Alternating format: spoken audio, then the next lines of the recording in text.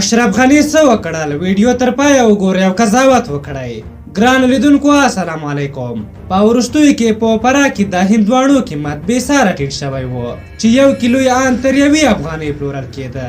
د دې موضوع لپاره په ټولنیزو رسنیو کې ډیر کمپاین وشو او وویل شول چې د بزګر د لاسو د تڼاکو پوښتنه باید وشي او حاصلاتو ته باید مارکیټ پیدا شي او ځینو بیا پکې په ولسمشر نیوکې وکړې. خو دا په اقتصاد کې یو منلې خبره ده چې کله یو جنس زیات او تقاضا کموي نو حتما یې بیې لوړیږي چې وروسته باید اقتصادي طرحې ورته جوړې شي. تازه خبر دا دی چې ولسمشر د فراه ولایت د بزګرو د ستونزو لپاره غوره اقتصادي طرحه وړاندې کړې. د ارګ ویاند شاه حسین مرتضوي وایي چې ولسمشر غني د ملي تدارکاتو ادارې ته دنده سپارلې ده چې د دې ولایت تولیدات د کندهار 215 کلو اردو، د هلمند 215 میوند کلو اردو او د هرات 270 کلو اردو ته واخلي چې له دې کار سره به بزګرانو ته عاید لاسته ورشي.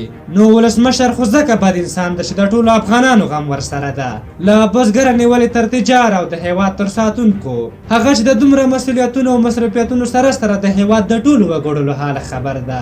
د هغه سیاسي مخالفین چې په هغه باندې نیوکې لري آیا تر اوسه یې د دې ملت لپاره کوم د خیر کار کړی؟ اصلي خبره خو دا ده چې دوی د هیواد لپاره نه بلکې د ځان لپاره هڅې کوي او په ولسمشر انتقادونه د دې لپاره نه کوي چې ستونزه حل شي بلکې غواړي په دې کار سره هغه په خپلو کارونو کې پاتې وښيي. تاسو د دغې موضوع په هکله څه نظر لرئ؟ خپل نظر مو راته په کومنټ کې ولیکئ. که زموږ دغه ویډیو مو خوښه شوې وي ضروري لایک کړئ. تر بلې ویډیو مو په لوی او بخښونکي خدای سپارم. د الله په امان.